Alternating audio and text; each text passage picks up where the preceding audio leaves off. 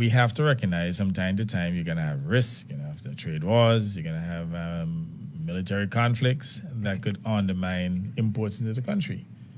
And the last thing you want to have is a situation which you're dealing with maybe even a hemispheric crisis, and you can't get the food in, and then what are you going to do? You'll starve. I remember during the period of COVID, we called in all of the farmers and we asked them to put 500 acres on the production because the way things are looking at the time, look as though, the boats are going to stop coming here. They did stop for a short period. I thought the food boats, if you have a situation in this country in which the food boats are not coming for about 2 weeks, not even 3, it's mayhem, Supermarket shelves empty. Yeah, I'll ever see when the boats maybe miss a couple of days what happened to the supermarkets. True. Mm-hmm. It's a serious threat, so we have to, as a matter of policy and as a matter of practice, because it's not government that produces products, it's private people. I hear people cussing government. Well, we have the most, among the most lucrative concessions in the world for farmers. But if people not getting into the sector and producing the food, you can't go cuss the government and say the government are producing the food. I mean, government in inverted commas can grow food. Individuals grow food. And they need to make the investments. And we have plenty of people who can risk putting some money into agriculture. Even if they lose it, they'll still be okay. I see the Hadid's, for example, with their friend Aziz Hadid, called me by his home, it was, I think about 2 weeks ago. And man, the boss off, the man gave me, I got pumpkin.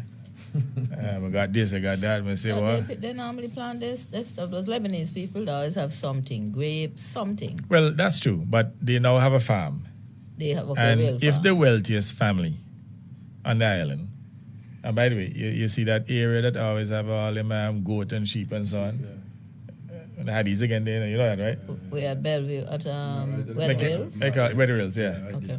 Yeah. They plow it up now too. Yeah. I think they're growing a special grass there to feed animals.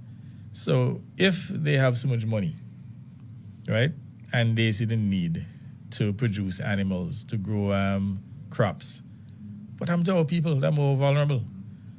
You know what I mean? And then they will look at others and say, oh, you're too greedy. Well, let me tell them, right, there's no limit to the creation of legitimate wealth. But I would rather be engaged in producing, creating value than to be a sitting duck doing nothing and just sitting down and criticizing people. And then those, our political opponents in particular, that's all they do. I mean, they have so much time on their hand, right? And they stay on the radio almost 24/7. They don't miss a conversation. And they spew a ton of misinformation in the public domain, doing nothing constructive. As I said to them, early and bright, I told them this. Remember these comments, Senator? But tell them, especially those who are hotting up the place and involving crime and violence, say, hey, look, man, raise some pigs, grow some crops. Burn some coal. Burn some coal. Boy, they went and observed and they killed me licks. You damn forward. Our picnic who I send the university must go burn coal and raise pigs. But therein lies the problem. It's no longer culturally acceptable to raise pigs and raise some chicken and burn some coal. And so when we were growing up, everybody did that. Correct.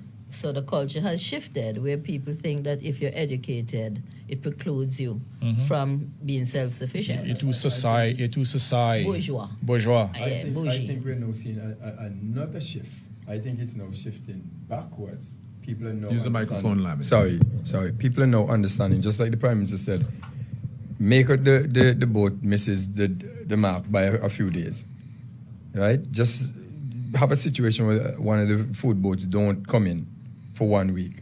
And you see, Donna, you just said it, how the supermarket shelves look empty, and everybody start to hoard because people start to run and purchase everything quickly. But what I'm more referring to, Lamin, is that as a child growing up, I'm sure most people would experience that there was a chicken coop in your yard, right? That there are a few choba trees, few okra trees, something that you can pick. Every day you eat your own eggs. Now we import eggs.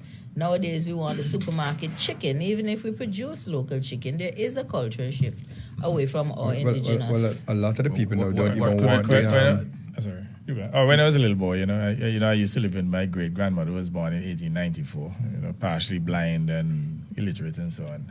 And she used to depend on. She had 2 children, one in the Virgin Islands, one in the UK. Occasionally, they sent a few dollars.